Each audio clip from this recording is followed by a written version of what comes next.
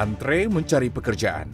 Pemandangan yang jamak terjadi selepas momen kelulusan sekolah maupun perguruan tinggi atau setiap pertengahan tahun. Di Serang, Banten pada Senin, ribuan warga mengajukan surat kuning atau surat penanda mencari pekerjaan. Muda-mudi yang kebanyakan baru saja lulus SLTA ini membekali diri dengan surat kuning untuk melengkapi berkas lamaran pekerjaan. Di Jakarta, para pencari kerja memadati pameran lapangan kerja di salah satu pusat perbelanjaan di kawasan Tanah Abang yang digelar selama 2 hari, Selasa dan Rabu kemarin. Motivasi mereka beragam. Ada yang memburu peluang kerja baru, mencari pekerjaan karena dahulu terkena pemutusan hubungan kerja, hingga mencari lompatan karir yang diidamkan. Alvania salah satunya. Hingga kini, ia masih mencari pekerjaan melalui event job fair meski sudah lulus dari perguruan tinggi negeri pada tahun 2020.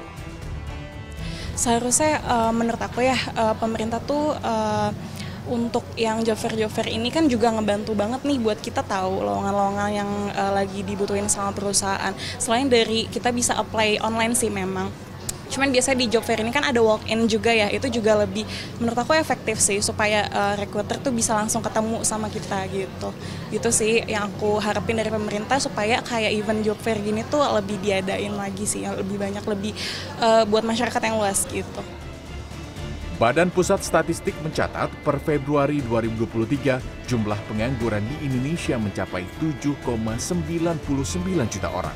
Angka ini membuat Indonesia berada di nomor 2 dengan jumlah warga pengangguran terbanyak di Asia Tenggara.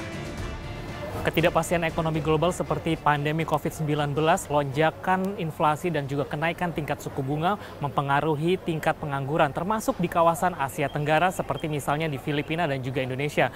Dana Moneter Internasional atau IMF menempatkan Filipina menjadi negara dengan peringkat pertama tingkat pengangguran tertinggi di kawasan Asia Tenggara dengan 5,4%. Sementara Indonesia berada di posisi kedua dengan 5,3%. Jumlah angkatan kerja yang terus meningkat tidak dibarengi dengan ketersediaan lowongan pekerjaan yang tersedia.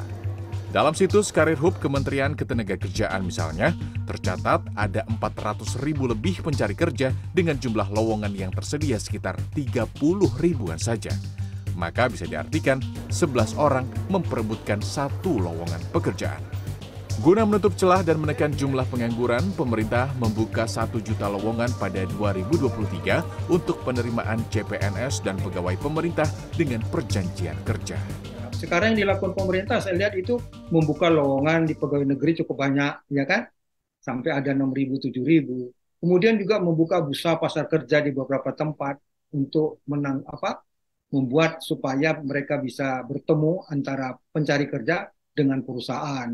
Itu salah satu usaha yang biasanya dilakukan pemerintah dalam rangka menyerap katakan lulusan-lulusan dari sekolah atau perguruan tinggi. Saya pikir itu salah satu cara yang cukup baik. Sementara dari sisi pelamar, kesempatan untuk mendapat pekerjaan yang sesuai akan lebih besar jika pencari kerja memiliki kemampuan dan menguasai skill yang dibutuhkan dunia usaha. Selain itu, perlu mengenal potensi diri serta menganalisis kemampuan dari bidang keahlian dan pastikan bahwa pekerjaan yang menjadi target adalah pekerjaan yang disukai. Dan terakhir, pemburu kerja harus menampilkan profil semenarik mungkin sebagai kandidat pelamar kerja dengan melampirkan daftar riwayat hidup yang terbaik.